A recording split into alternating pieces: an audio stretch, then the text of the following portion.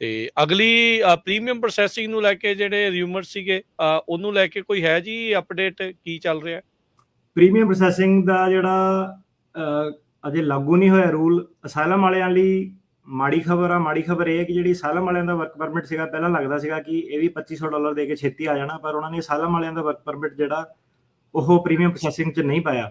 ਠੀਕ ਹੈ ਜੀ। ਉਹ ਕਹਿੰਦੇ ਕਿ 2024 ਦੇ ਵਿੱਚ ਜਾਊਗਾ ਪ੍ਰੀਮੀਅਮ ਪ੍ਰੋਸੈਸਿੰਗ ਦੇ ਵਿੱਚ। ਸੋ ਅਸਾਈਲਮ ਵਾਲਿਆਂ ਦੇ ਵਰਕ ਪਰਮਿਟ ਦੀ ਮਾੜੀ ਖਬਰ ਆ।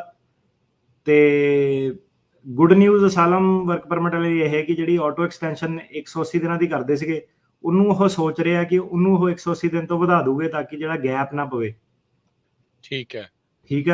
ਤੇ ਪਰ ਇਹ ਹੈ ਕਿ ਕਿੰਨੀ ਵਧਾਣੀ ਆ, ਕਿੱਦਾਂ ਵਧਾਣੀ ਆ, ਉਹ ਉਹਨਾਂ ਨੇ ਦੱਸਿਆ ਨਹੀਂ ਅਜੇ। ਐਕਚੁਅਲ ਦੇ ਵਿੱਚ ਇਹ ਰੂਲ ਅਜੇ ਆਇਆ ਨਹੀਂ, ਰੂਲ ਲਾਗੂ ਹੋ ਗਿਆ, ਸੁਣਦੇ ਰਹੋ। ਹੋ ਸਕਦਾ ਅਗਲੀ ਵਾਰੀ ਜਦੋਂ ਆਪਾਂ ਸ਼ੋਅ ਕਰੀਏ ਉਦੋਂ ਆ ਜਾਏ, ਉਸ ਤੋਂ ਅਗਲੇ ਤੇ ਆ ਜਾਵੇ। ਆ ਜਾਣਾ ਕਦੋਂ ਆਊਗਾ ਇਹ ਪਤਾ ਨਹੀਂ, ਵੇਟ ਕਰੋ ਇਹਦੀ, ਅਜੇ ਨਹੀਂ ਇਹ ਆਇਆ ਹੈਗਾ ਜੀ। ਬਿਲਕੁਲ। ਸੋ ਇਹ ਆ ਵੀ ਵਰਕ ਪਰਮਿਟ ਵਾਲਿਆਂ ਲਈ, ਅਸਾਈਲਮ ਵਾਲੇ, ਉਹਨਾਂ ਦੇ ਲਈ ਬੈਡ ਨਿਊਜ਼ ਜਿਹੜੀ ਉਹ ਜ਼ਰੂਰ ਆ ਵੀ ਉਹਨਾਂ ਨੂੰ ਇਸ ਪ੍ਰੀਮੀਅਮ ਪ੍ਰੋਸੈਸਿੰਗ ਦੇ ਵਿੱਚ ਜਿਹੜਾ ਉਹਨਾਂ ਨੇ ਨਹੀਂ ਰੱਖਿਆ ਆ। ਸੋ ਜਿਹੜੀ ਆਟੋ ਐਕਸਪੈਂਸ਼ਨ ਕਹਿੰਦੇ ਹੁੰਦੇ ਆ ਤੁਸੀਂ, ਜਿਹੜੀ 180 ਦਿਨ ਦੀ ਵਾਲੀ, ਸੋ ਇਹ ਆਟੋ ਐਕਸਪੈਂਸ਼ਨ ਕੀ ਆ? ਵਰਕ ਪਰਮਿਟ ਦੀ ਆਟੋ ਐਕਸਟੈਂਸ਼ਨ ਜਾਂ ਅਸਾਈਲਮ ਦੀ, ਕਿੱਦਾਂ, ਮਤਲਬ ਕਿਸ ਚੀਜ਼ ਦੀ ਐਕਸਟੈਂਸ਼ਨ? ਇਹ ਹੁੰਦੀ ਕਿ ਜਦੋਂ ਤੁਸੀਂ ਅਸਾਈਲਮ ਫਾਈਲ ਕਰਦੇ, ਵਰਕ ਪਰਮਿਟ ਫਾਈਲ ਕਰ ਦਿੰਦੇ ਹੋ ਟਾਈਮਲੀ, ਤੁਹਾਡਾ 180 ਦਿਨ 'ਚ ਜਦੋਂ ਤੁਹਾਡਾ ਵਰਕ ਪਰਮਿਟ ਐਕਸਪਾਇਰ ਹੁੰਦਾ ਨਾ, ਉਸ ਤੋਂ 180 ਦਿਨ ਉੱਤੇ ਆਟੋਮੈਟਿਕਲੀ ਦੇ ਦਿੰਦੇ ਆ। ਠੀਕ ਹੈ। ਓਕੇ। ਆਟੋਮੈਟਿਕਲੀ ਕਿ ਤੁਸੀਂ ਵੇਟ ਕਰ ਰਹੇ ਆ, ਪਰ ਉਹ ਲੋਕਾਂ ਲਈ ਪੂਰਾ ਨਹੀਂ ਹੁੰਦਾ ਕਿਉਂਕਿ 14-15 ਮਹੀਨੇ ਜਿਹੜੇ ਆ ਵਰਕ ਪਰਮਿਟ ਦੇ ਉਹ ਲੱਗਦੇ। ਸੋ 6 ਮਹੀਨੇ ਪਹਿਲਾਂ ਅਪਲਾਈ ਕਰਦੇ ਆ, 6 ਮਹੀਨੇ ਉਸ ਤੋਂ ਬਾਅਦ ਦੇ ਵਿੱਚ ਐਕਸਟਰਾ ਦੇ ਦਿੰਦੇ, ਪਰ ਫਿਰ ਵੀ ਉਸ ਦੇ ਵਿੱਚ ਉਹ ਪ੍ਰੋਸੈਸਿੰਗ ਨਹੀਂ ਹੁੰਦੀ। 14-15 ਮਹੀਨੇ ਲੱਗਦੇ ਆ। ਤੇ ਉਹਦੇ ਵਿੱਚ ਫਿਰ ਪ੍ਰੋਬਲਮ ਇਹ ਪੈ ਜਾਂਦੀ ਹੈ ਕਿ ਜਿਹੜੇ ਹੁਣ ਟਰੱਕਰਸ ਕਲਾਇੰਟ, ਉਹਨਾਂ ਨੂੰ ਪ੍ਰੋਬਲਮ ਪੈ ਜਾਂਦੀ ਹੈ ਕਿ ਟਰੱਕ ਨਹੀਂ ਚਲਾ ਸਕਦੇ, ਰਿਸਕ ਹੋ ਜਾਂਦਾ ਥੋੜਾ ਜਿਹਾ। ਬਿਲਕੁਲ। ਤੇ ਟਰੱਕ 'ਚ ਪੈਸੇ ਜ਼ਿਆਦਾ ਬਣਦੇ ਆ, ਜੇ ਨਹੀਂ ਟਰੱਕ ਚਲਾਉਂਦੇ ਹੋ ਫਿਰ ਨਾਰਮਲ, ਜੇ ਕੋਈ ਸਟੋਰ ਤੇ ਕੰਮ ਕਰਦਾ, ਕਿੰਨਾ ਮਤਲਬ ਪੈਸੇ ਦਾ ਲਾਸ ਬਹੁਤ ਜ਼ਿਆਦਾ ਹੁੰਦਾ, ਰਾਈਟ।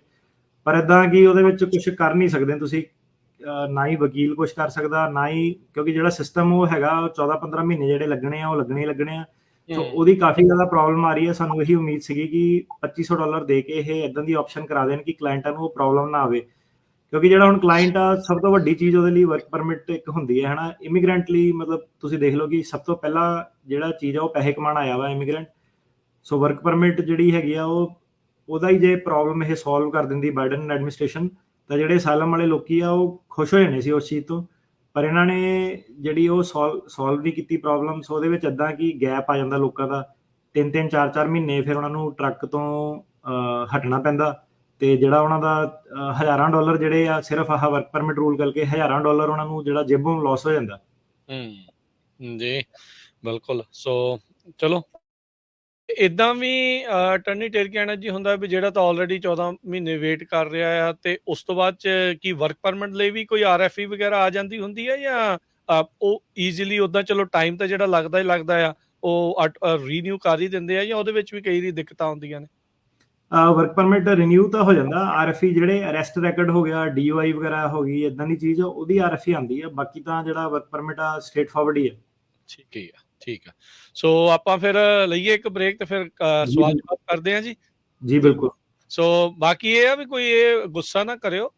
ਪਤਾ ਕੀ ਆ, ਜਦੋਂ ਕਿਸੇ ਨੇ ਕੋਈ ਚੀਜ਼ ਰਨ ਕਰਨੀ ਆ, ਤੁਹਾਡੇ ਫਾਇਦੇ ਲਈ ਆਪਾਂ ਰਨ ਕਰਦੇ। ਹੁਣ ਤੁਸੀਂ ਦੇਖੋ ਵੀ ਆਪਣੇ ਕੀਮਤੀ ਸਮੇਂ ਦੇ ਵਿੱਚੋਂ ਆਪਣੇ ਲਈ 1.5-2 ਘੰਟੇ ਐਵਰੀ ਵੀਕ ਕੱਢਦੇ ਨੇ ਅਟਰਨੀ ਟੇਰੀਕੈਨਾ ਹੋਣੀ।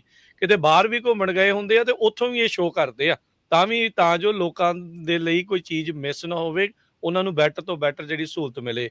ਕੋਈ ਇਹ ਨਾ ਕਵੇ ਵੀ ਯਾਰ ਅੱਜ ਵਕੀਲ ਸਾਹਿਬ ਬੜੇ ਕੌੜਾ ਬੋਲਦੇ ਸੀਗੇ, ਵੀ ਏਦਾਂ ਗੁੱਸੇ ਵਾਲੀ ਗੱਲ ਨਹੀਂ ਆ। ਉਹ ਚਾਹੁੰਦੇ ਆ ਵੀ ਤੁਹਾਡਾ ਵੀ ਫਾਇਦਾ ਹੋਵੇ, ਤੇ ਇਹਨਾਂ ਦਾ ਵੀ ਪ੍ਰੋਸੈਸ ਜਿਹੜਾ ਆ ਉਹ ਸਟ੍ਰੀਮਲਾਈਨ ਹੋਵੇ। 100% ਚਲੋ ਓਬਵੀਅਸਲੀ ਨਹੀਂ ਹੁੰਦਾ, ਪਰ ਕੋਸ਼ਿਸ਼ ਜਿਹੜੀ ਉਹ ਕਰਨੀ ਆ ਉਹ ਜ਼ਰੂਰੀ ਹੁੰਦੀ ਆ। ਤੇ ਅਸੀਂ ਥੈਂਕ ਯੂ ਕਰਦੇ ਹਾਂ, ਐਪਰੀਸ਼ੀਏਟ ਕਰਦੇ ਹਾਂ ਅਟਰਨੀ ਟੇਰੀਕੈਨਾ ਹੋਣਾ ਦਾ, ਵੀ ਇੰਨਾ ਕੀਮਤੀ ਸਮਾਂ ਜਿਹੜਾ ਉਹ ਸਾਡੇ ਲਈ ਜਿਹੜਾ ਕੱਢਦੇ ਆ ਵੀਕਐਂਡ ਦੇ ਉੱਤੇ। ਨਹੀਂ ਤਾਂ ਸਾਰੇ ਜਾਣੇ ਕਹਿੰਦੇ ਆ ਇੰਜੋਏ ਕਰੋ, ਚਲੋ ਹਾਈਕ ਤੇ ਘੁੰਮਣ ਫਿਰਨ ਚਲੋ, ਆਪਾਂ ਨੂੰ ਕੀ ਆ। ਸੋ ਪਰ ਤੁਹਾਡੀ ਮਦਦ ਲਈ ਹਮੇਸ਼ਾ ਆਪਣੇ ਨਾਲ ਜਿਹੜਾ ਜੁੜਦੇ ਆ। ਤੇ ਟੇਰੀਕੈਨਾ ਜੀ, ਆਪਾਂ ਲੈਂਦੇ ਇੱਕ ਬ੍ਰੇਕ, ਤੇ ਬ੍ਰੇਕ ਤੋਂ ਬਾਅਦ ਸਰੋਤੇ ਤੁਹਾਡੀਆਂ ਕਾਲਸ ਲਵਾਂਗੇ।